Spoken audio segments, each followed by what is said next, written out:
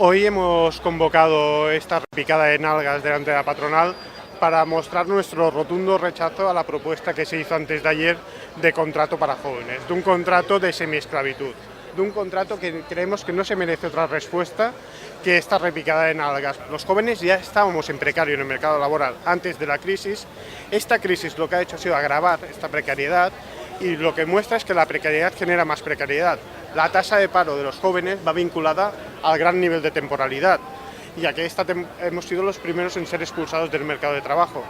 Un contrato sin cotización a la seguridad social, sin cotización al paro, que puedas cobrar por debajo del salario mínimo interprofesional, que no tengas derecho a indemnización, no merece otra respuesta que esta repicada. Y sí que queríamos dejar muy claro que no sirve esto de tirar la piedra y después esconder la mano como ha hecho la patronal. Queremos una patronal con la que se pueda dialogar.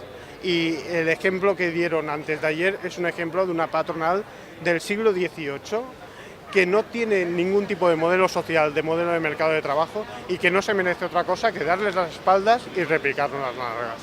¿Por qué un repique de nalgas? Cuando se hizo pública la propuesta de la COE, estuvimos pensando en la necesidad de, primero, hacer una movilización rápida y contundente y pensamos, esta propuesta no merece otra respuesta que un repique de nalgas de espalda a la patronal. No merece otra respuesta porque es una propuesta de tan bajo nivel que la respuesta que se merece es esta. Es lo que pensamos de esta patronal carca del siglo XVIII sin capacidad ni de dialogar ni de tener un modelo de país y de sociedad.